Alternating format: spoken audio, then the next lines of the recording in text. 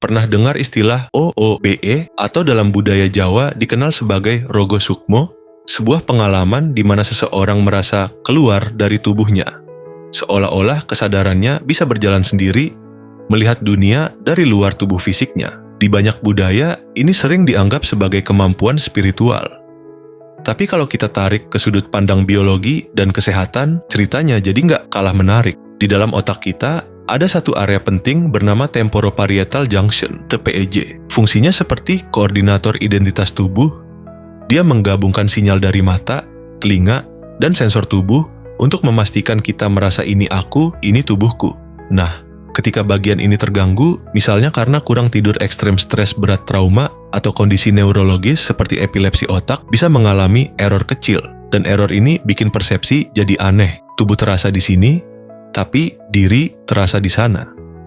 Itulah yang secara ilmiah disebut out of body experience, OOBE.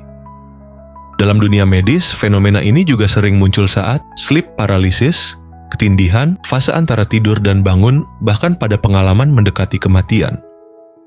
Menariknya lagi, para ilmuwan mencoba menangkap fenomena ini menggunakan EEG, elektroensefalografi, alat untuk merekam aktivitas listrik otak.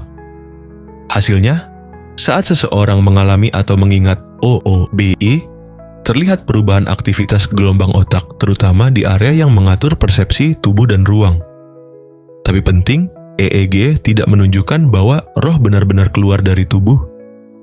Yang terlihat adalah otak sedang menciptakan simulasi yang sangat meyakinkan. Bayangin kayak VR super canggih, tapi headsetnya langsung dari otak. Sekarang, gimana kalau kamu ketemu orang yang bilang, gue bisa Rogo Sukmo, bisa jalan-jalan keluar tubuh?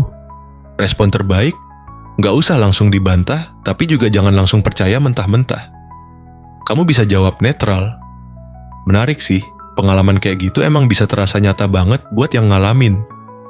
Kalau mau dikasih sedikit humor biar cair, wah, kalau bisa keluar tubuh, sekalian dong cek masa depan saham gue, atau kalau lagi macet, enak tuh. Badan di mobil, jiwanya udah nyampe duluan.